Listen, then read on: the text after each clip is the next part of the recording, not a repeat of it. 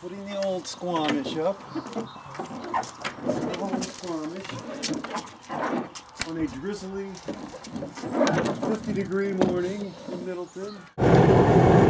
So I should have known that having Jeff and Deb in the car this whole trip, I would have been listening non-stop to what we can do in our classrooms, and Deb's not even in a classroom anymore.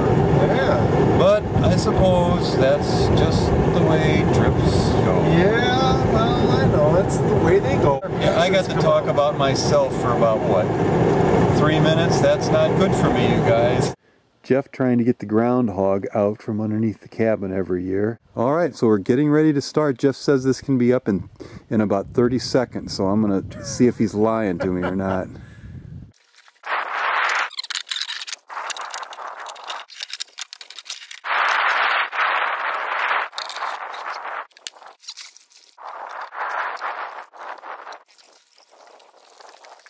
Just getting ready to enjoy the evening with a bonfire out on La Pointe. So let's start over again. So anyway, we're back from the paddle. Saw a mom hawk and a dad hawk.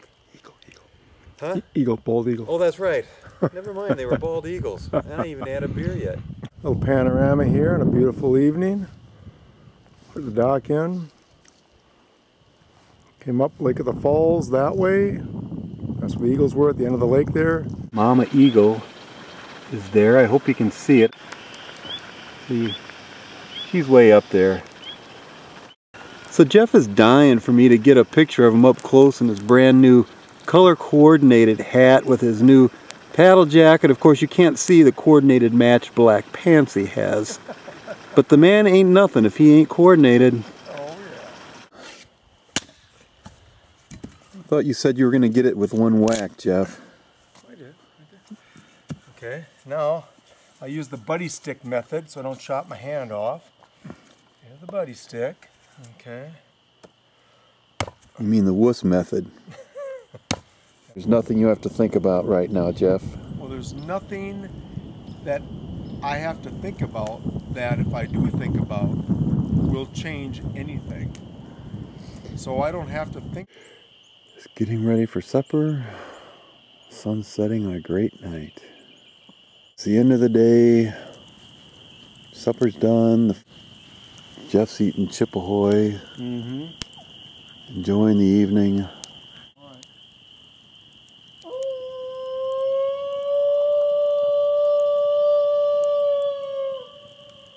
Like my deck. Alright, so getting Works for me. Getting ready for the first launch out at Washburn on the west side of Chequamegon Bay. We're going to head southeast to those sea stacks. Paddling through a little bit of ice.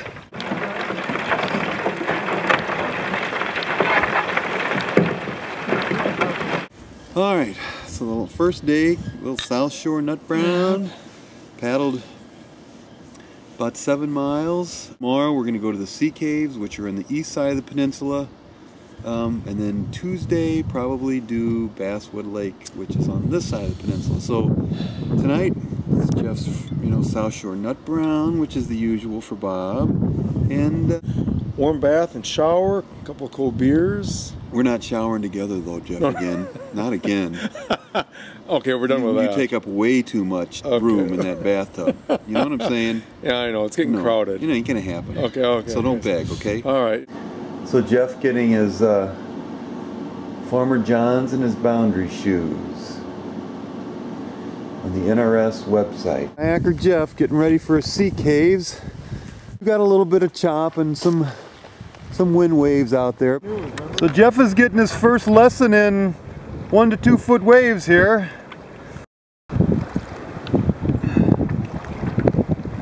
And a nice wind blowing us back.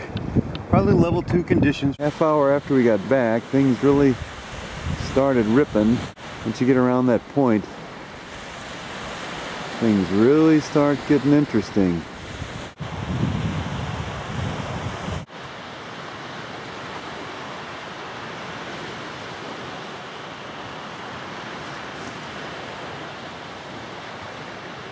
Are at the somewhat famous South Shore brewery, Deepwater Grill, inside the Ashland. Jeff just decided what we were going to have, and what was that? The works. The works. We're going to have the works. Cajun bacon, onion, mushrooms, pepperoni, sausage, just got it all. Ask him what he's drinking. Some ice water. I'm beard out. With popcorn. Good stuff. The man is a wimp. He's an absolute wimp. And he also can't eat popcorn very successfully. What are you thinking? Is this going to be... I'm thinking this could be a great first bite. After a long day, the perfect mix of food. A heavy pizza. Oh, yeah. All right, Mr. E, it looks like it's done. Yeah, pretty much. Feeling full. The last piece, the last big piece. Gotta do it. All right, I've still got a little bit left myself, and then it's time. This time. Good? Uh-huh. I just want it known that I was the one to be able to finish this off. All right. Mr. E, better known as Mr. Erickson, wussed out. This is the last bite. This is it. Of a 16-inch The Works pizza. Jeff, however, sent about half of his back, so here we go. All right. All right.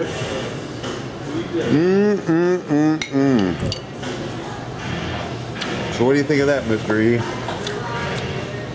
Accolades go to the victor. I didn't have it quick. What do you think they are, Jeff? I think they're dumb teenagers who are fishing. That's what I think. We decided we'd come to the northern end of the island and launch from there. Alright, so back into a little bit of bumpy stuff for now. Not too bad yet though. So Jeff is insisting on one last movie of him before we leave. So, you know, Jeff, now that it's all about you, what do you have to say for yourself? Sweet. Would you define sweet for those of us that are over 50? Sweet. Idyllic. Did you say orgasmic? I mean orgasmic for like a 58-year-old guy, right? Right. That orgasmic. All right. Yeah. Yep, we're filming now, Bob. This one's finally about me, right? Yep, it's about you. Yep, you're there. Bob's at his favorite spot in Little Sand Bay after, let's just say, quite a tumultuous 30-minute paddle into 30 to 40 mile per hour winds that took every... For those of you that are wondering, this is not a posed picture. It's not staged. This is exactly what I was doing when he walked up. At the end of the last paddle, here's the life, Jeff. It couldn't have ended any better than it did. Yes. 30 mile an hour headwinds, dead into our face. The last mile, 30 mile an hour. Yeah, don't trust the camera, Bob. Well, there goes, that's gone. It's gone. Yeah. Oh no, there it is. There it goes, goodbye. Like Castaway. I'm thinking it's gonna be up on the beach. Wilson! Wilson! All right. I can do whatever. All right. Whoops. So, the end of the last paddle together. Back against 30 mile an hour headwinds with 40 mile an hour gusts.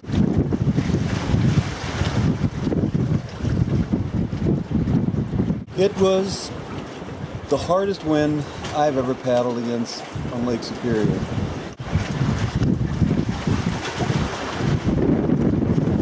Total focus, mustered every bit of energy. I'm proud I did it.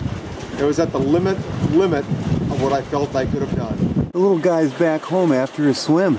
He just swam down to the end of the pier and I was able to go in and rescue him. So we weren't the only ones that about bought it on Lake Superior today. So this is the ceremonial end of the trip, taking off the floating kayak. The life-saving